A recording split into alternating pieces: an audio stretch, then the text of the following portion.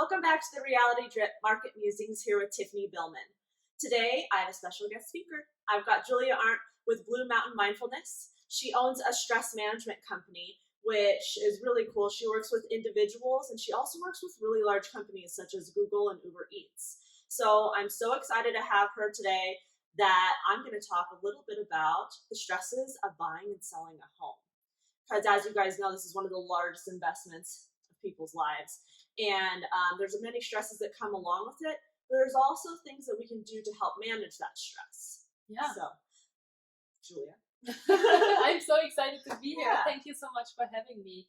And it is definitely such an important topic, as you were just saying. It is one of the biggest investments of people's lives. Mm-hmm. But before we jump into a couple of tips and tricks that people can do in order to manage their stress, I'm really curious to hear a little bit more from you about what are the stressors, specifically when we talk about buyers.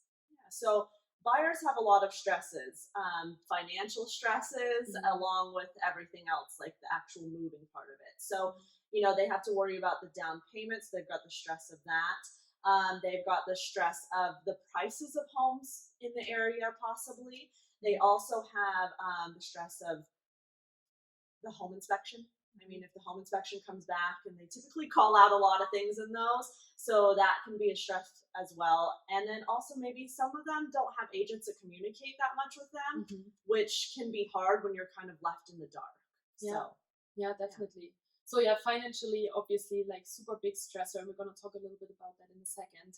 What about the seller side though? Are there any specific stressors specifically for sellers? Yeah, so sellers have kind of some similar, but some also different. So they've got the whole, they need an offer, right? They need an offer, whether it's good or bad, but sometimes they get some bad ones, and that can be stress. Not getting any offers at all can be more stress.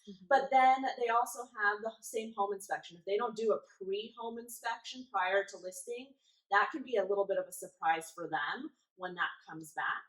And then also a huge thing for them is that they have to get the home sale ready. So that way people could come in and view it, curb appeal, interior. Keeping a home clean, especially people who have families, can be really hard.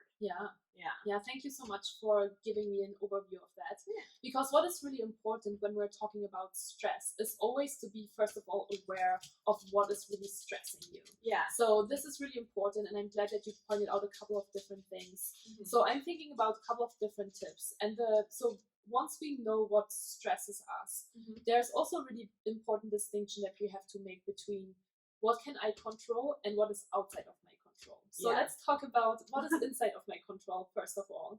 And I think what is really important, most important, is to find a really great realtor, I'm sure like you, who really helps you through the process. Because we are looking for a super important investment in our life. We're spending a ton of money, so we want to be good taken care of.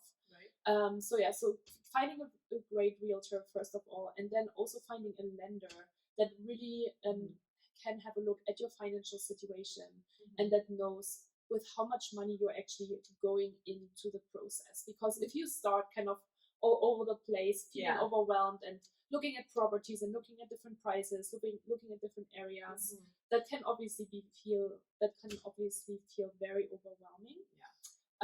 But if you have a good realtor in place, you know how much money you can actually spend.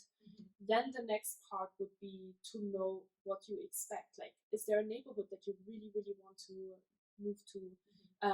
What does your dream home look like? Would you like to have 2 bathrooms and 3 bedrooms, or 5 bathrooms and 10 bedrooms, whatever it is, right? A mansion. A mansion, 5 garages. But yeah, whatever it is that you want, I think it's really powerful to write a list and to actually write a physical list and be like, this is my must-haves and this is my could-haves. And to be really clear when you're going into the process to know what do I want. Being realistic as well. Yes. So making sure that you get with that lender first, find out all that stuff financially, so you're not looking at maybe the mansion, but maybe the 3-bedroom, and that way then when you go and look, you don't have that overwhelming feeling because you know that you could financially afford this. Exactly. Absolutely.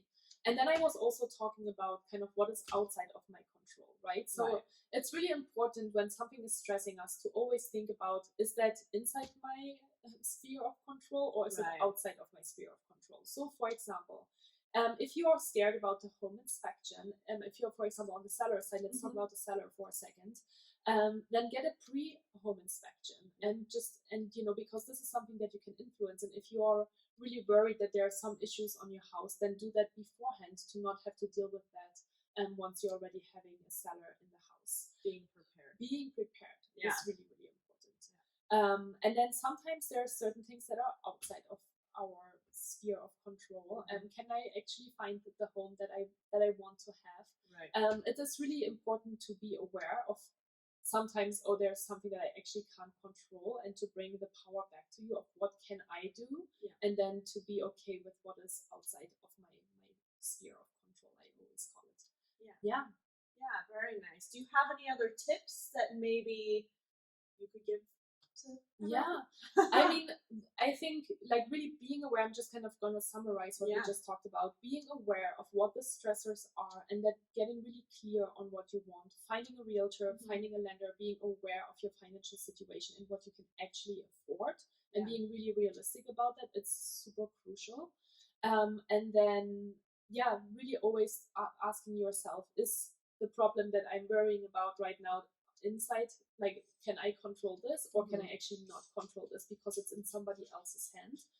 That is a really powerful tool as well. But if people are interested to learn more, you can always head over to my YouTube channel. It's under my name, Julia Arndt, and I'm sharing a lot of different videos on how you can manage your stress both at work and in day-to-day situations. Perfect. And thanks again for having me. Sometimes a pet can be a de-stressor as well. We'll just add her in there a little bit. So, if you guys like this video, go ahead, subscribe. I have a few different home buying tips and seller tips in here. Thanks again for coming. My pleasure. It's great to have you. Thank you so much. Have a great day. Bye. Bye.